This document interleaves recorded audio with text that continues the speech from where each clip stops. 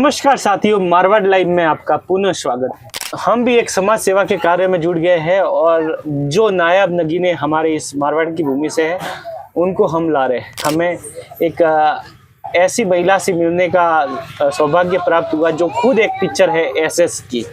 गोयली में उनकी पोस्टिंग है और समाज सेवा के कार्य में वो बरसों पहले जुड़ गई थी, मगर एक समय ऐसा आया कि उनको अपनी संस्था को नाम देना पड़ा और आबू राज सेवा संस्थान के नाम से आगे का कार्य शुरू किया।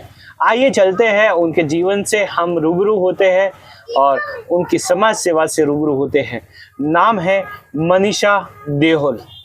नमस्कार। नमस्ते सर। मनीषा जी, कैसे शुरुआत हुई आपकी समाज सेवा के रूप में? सर, मेरे भाई करते थे, अमित देओल, पीएफए पीपर फॉर एनिमल संस्था सिरोही में जो चल रही है, तो उनके साथ जाने का मेरे को सौभाग्य कभी कभी मिलता था। वो मेरे को लेके जाते थे हर जगह, तो थोड़ा वो लगाव था और मेरे को पता चला कि ऐसे मतलब काम होते। कि फिर भाई के जाने के बाद थोड़ा प्रॉब्लम ऐसी आ गई, फिर मुझे लगा कि मैं उनको थोड़ा डिप्रेशन में भी आ गई थी। मैंने कहा उसको याद करने का मेरे पास सबसे बेस्ट तरीका यही है कि उसके काम को मैं चालू रखूं। तो मैंने वही भाई जो करते थे वो सारे काम शुरू कर दिए थे मैंने करना। जी।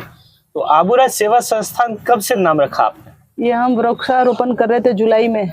हमने 5,000 का लक्ष्य रखा था सिरोही ब्लॉक में। फिर 2,000 का हमारे हुआ था स्कूलों में, और फिर दूसरे हमने शमशान भूमि, मंदिर और वहाँ करवाए थे।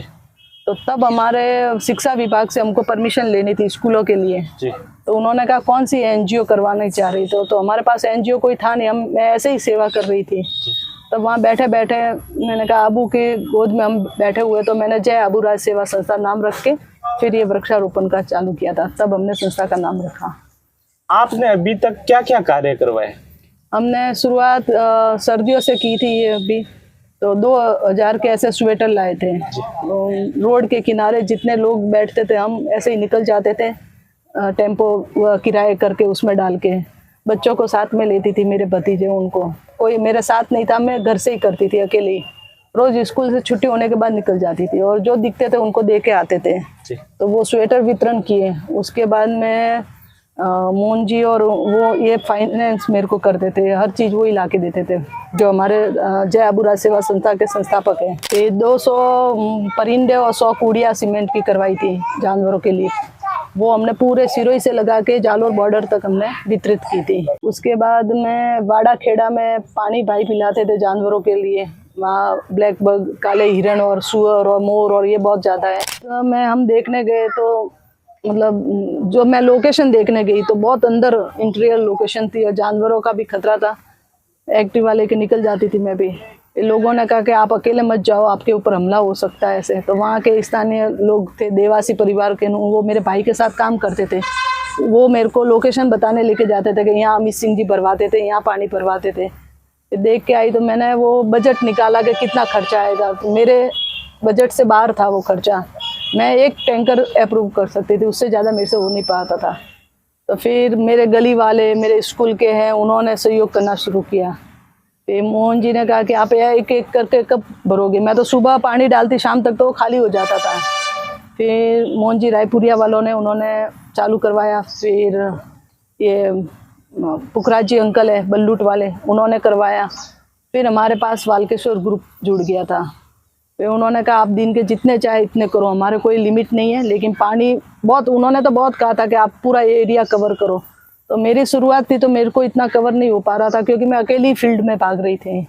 फिर वो पानी का जुलाई पूरा, ये बिफर जॉय आने से मैंने 10 दिन पहले ही पूरा इतना स्टॉक रख दिया था कि 2 महीने तक जानवरों के पानी का हो जाए। पूरे तालाब के तालाब भर दिए थे। उसके बाद मैं वृक्षारोपण करवाए, 2,001 पेड़ लगवाए। हर सिरोही ब्लॉक की हर स्कूल में हमने सारी स्कूलें कवर कर ली। और टाइम पे अपडेट भी लेती हूँ, पौधे मेरे पनप रहे हैं सारे। 2,000 में से मतलब गए होंगे तो कम से कम 10-15, उससे ज़्यादा नहीं गए होंगे, ये है ज़्यादा। अभी ब्लड कैंप करवाया भाई के नाम से गोयली में, वहाँ पे भी अच्छा रेस्पॉन्स मेरे को मिला। क्या गोल है आपका आगे का? मैं, मेरा भाई जो काम करता था उसको बहुत, जैसे उसने 0 से पीएफए शुरू करी थी, आज पूरा इंडिया में नहीं विदेश में भी उसका नाम है, फॉरेन से भी उसके। वो भाई नहीं रहा तो मैं भी 0 से शुरू करना चाहती और टॉप पे लेके जाना चाहती हूँ। और मेरे मैं हर फील्ड में काम करना चाहती हूँ। मैं एक पशु सेवा ही नहीं, जो मेरे से देगा, जो काम मेरे से मांगेंगे वो मेरा काम मैं परफेक्ट करके उनको बताऊंगी, मतलब दूंगी। समाज सेवा बहुत ही मुश्किल कार्य है, ये मतलब करते करते कई जने बंद कर देते हैं, तो ये कहीं ना कहीं मुश्किल नहीं लगता आपको? है, मुश्किल है, क्योंकि यहाँ पैसे देने वाले बहुत है, फील्ड में भागने वाला कोई नहीं है। पैसे आ जाते हैं, आप करो, लेकिन एक वो फील्ड में जाना, टाइम देना सबसे, और सब संभाल के करना। मेरी जॉब भी है, तो वो जॉब पूरी करके उसके बाद में सारा करना मेरे को, वो थोड़ा मुश्किल होता है। और थोड़ा बड़ा करने जाओ तो अभी जुड़ रहे हैं लोग मेरे से, तो करते हैं। मैंने देखा थोड़ा बहुत करो, अपने सिरों ही धरती तो ऐसी मैंने देखा है कि औरतों को देख लो, कोई भी देख लो, सुबह उठ के आप देखो, चाहे चिड़िया को दाना डालने जाएंगे, पानी भरेंगे। क्योंकि मैं जहाँ कूड़ी बांटने गई या परिंदे बांटने गई, वहाँ पे सारे लोग ऐसे कह रहे थे। मैंने कहा देखो, मैं कूड़ी और परिंदे आप रख रही हूँ, उसको धोना, साफ करके पानी डालना, ये आपका काम है। तो बोले हम मैडम करते हैं और करेंगे बोले। तो मैंने देखा है, फिर मैं उस रूट से कभी भी जाती हूँ तो मैं देखती हूँ वो काम हुआ होता है। आप अपना प्रेरक किसे मानते हो? मेरे भाई को, अमित सिंह जी। अमित सिंह तो एक ऐसे रॉयल स्टार थे, शायद सिरोही के सिरमौर कहे या कोहिनूर कहे, जितना कम है, मगर जितना सम्मान उनको मिलना चाहिए वो मिला नहीं मिला सर। कारण क्या? उसने जो भोग दिया ना, मैं अब जो फील्ड में मैं काम कर रही हूँ तो मेरे को रियलाइज होता था। मैं पानी जब बाड़ा खेड़ा के जंगलों में जाती थी, मेरे भतीजे साथ में होते थे, पानी पीने के लिए हम इतना वो लेके, कितना भी पानी लेके जाए तो भी वो इतनी गर्मी थी और इतना जंगल में चलना पड़ता था। मैंने कहा ये कैसे करते होंगे। मेरे को उस टाइम याद आती, वो सुबह उठ के जाता, रात को घर आता था, कोई खाने के ठिकाने नहीं, कोई उसके। फिर वो उस टाइम लगा, मैंने कहा बहुत संघर्षपूर्ण मेरे भाई ने किया, मतलब जो उसने किया वो कोई कर ही नहीं सकता। मैं गारंटी से कह रही हूँ, पीएफए को जहाँ लेके गया वो कोई नहीं लेके जा सकता। और पीएफए वालों का ये था कि वो करते इतना उसको, लेकिन कुछ मतलब हुआ नहीं। तो इसीलिए मेरे को थोड़ा दुख था, तकलीफ मेरे को हुई थी।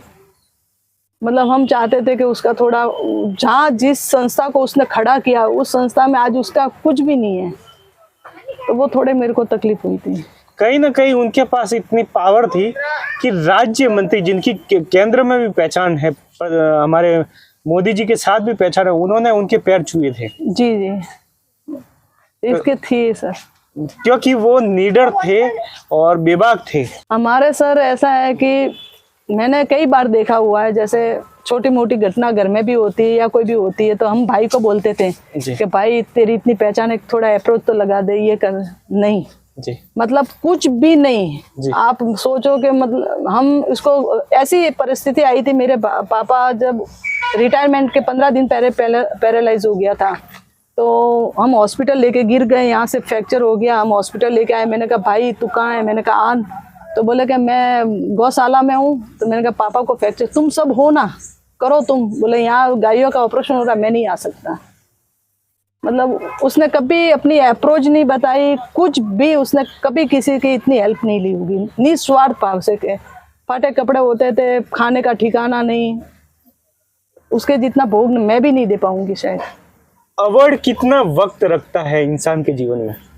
उसको अवार्ड बहुत मिले हैं भाई को, तो जी, नेशनल इंटरनेशनल लेवल तक मिले हुए हैं। जी, कभी शो नहीं किया। जी। अभी आपको कहाँ सम्मानित किया गया? मेरे को अभी पर्यावरण का था जी, उसमें सम्मानित किया गया था जी, 2-3 जगह से भी ऑफर आया। मैंने कहा मुझे भी नहीं आना, मेरे को काम देना है। जी। सम्मान लेके फिर वो थोड़ी अलग भावना आ जाती है, मेरे को वो सम्मान नहीं चाहिए। मेरे को एक ही मेरे लाइफ का उद्देश्य है, मेरा भाई का नाम हर जगह होना चाहिए। अमित सिंह दियोल कोई भूले नहीं कि उसने क्या भोग दिया था, चाहे मेरा उसमें कितना भी नुकसान हो जाए या मैं कुछ भी करूँ। तो दोस्तों, ये कहानी थी मनीषा देओल की। ऐसी कहानियां निरंतर चालू है मारवाड़ लाइव के माध्यम से, कि एक जौहरी की बाती और जौहरी की तरह नजर रखकर ऐसे कोहिनूरों को बार बार महत्व दिया जा रहा है और उनकी जीवनी से लोगों को ओत-प्रोत किया जाता है। अगर इनकी कहानी आपको बहुत बढ़िया लगी हो तो अन्य लोगों को भी भेजें। इनकी कौन सी बात बढ़िया लगी है वो कमेंट बॉक्स में जाकर करें, शेयर करें, सब्सक्राइब करें और नए हो तो बेल आइकन दबा दें ताकि कोई भी नया वीडियो आए तो आपकी मोबाइल स्क्रीन पर आ सके। मेरे साथ राहुल थिंगोर डीओपी के रूप में सेवाएं दे रहे हैं और मैं आपका दिनसा मारवाड़ी फिर मिलेंगे नई कहानी के साथ, नए मोड़ के साथ।